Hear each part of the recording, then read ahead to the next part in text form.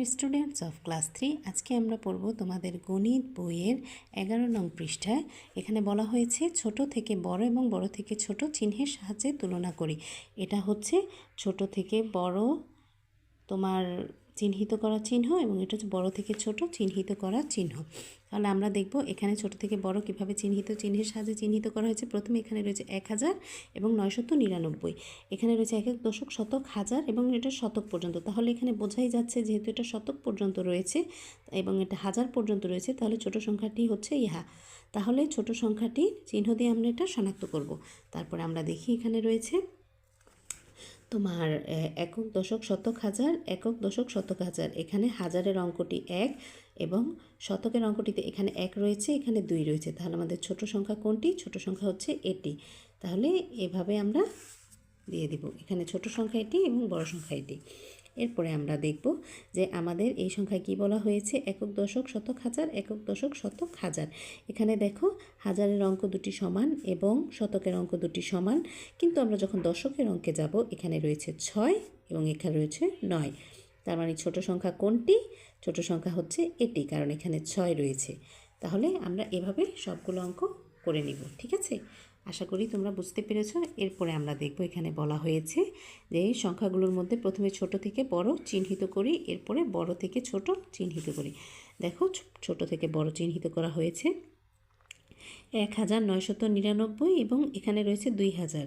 তাহলে হাজারের অঙ্কে এখানে 1, এখানে 2, তার মানে বোঝাই যাচ্ছে এটি ছোট এবং এটি বড়।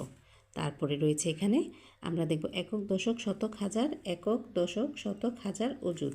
এখানে দেখো আমাদের অযুত অঙ্কটি 1 এবং মানে অযুত অঙ্কে দুইটাই 2 2 রয়েছে, এবং হাজারে কি আমরা দেখব এখানে 1 এবং এখানে 1 রয়েছে।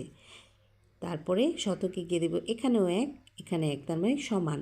কিন্তু আমরা যখন দশকে যাব তখন আমরা দেখব এখানে 1 এবং এখানে 0, তার মানে আমাদের এটা হচ্ছে বড় সংখ্যা, কারণ এখানে দশকে 1 রয়েছে। সুতরাং আমাদের এটা ছোট সংখ্যা এবং বড় সংখ্যা, এবং এটা বড় সংখ্যা এবং এটা ছোট সংখ্যা। এরপরে আমরা দেখব এখানে অযুত অঙ্ক দুটিতেই সমান, হাজার অঙ্ক দুটিতেই সমান, শতক অঙ্কে রয়েছে এখানে 5 এবং এখানে 5, এখানেও সমান। দশক অঙ্ক এখানেও সমান, কিন্তু আমরা যখন একক অঙ্কে যাব, একক অঙ্কে গিয়ে দেখব এখানে রয়েছে 6 এবং এখানে রয়েছে 5। তার মানে আমাদের বড় সংখ্যা কোনটি? যেখানে 6। তার মানে আমাদের এখানে ছোট সংখ্যা হচ্ছে এটি, যেখানে 5 রয়েছে, 42,585, এবং ছোট সংখ্যা হচ্ছে 42,586। এভাবে আমরা বাকি অঙ্কগুলো করে নিব।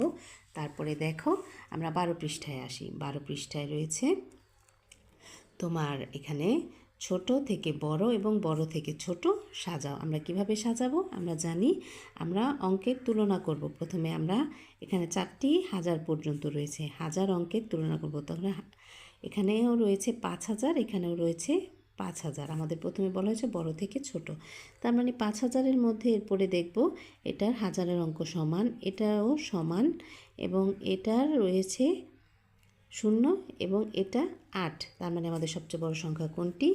এটি, 5480।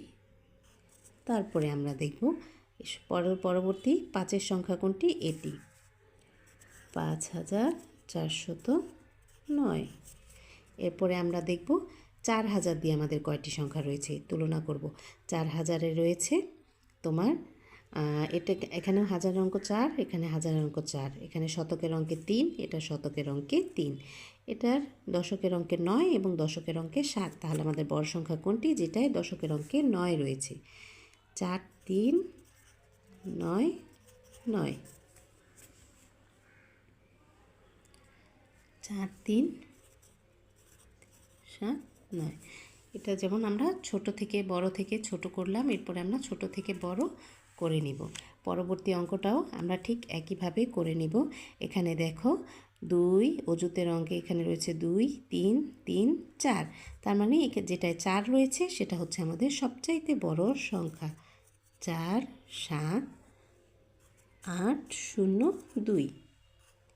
তারপরে আমরা দেখব এখানে দুটায় 3 রয়েছে, তার মানে 36,000, একটি 35,000। তার মানে যেটা আমাদের 36,000 সেটা হচ্ছে আমাদের বড় সংখ্যা, কারণ 35 থেকে 36 বড়।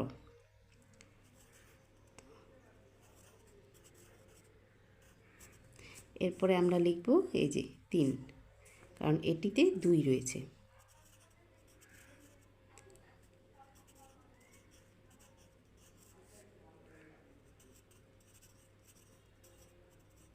নয়, এই যে দেখো এই গেল আমাদের।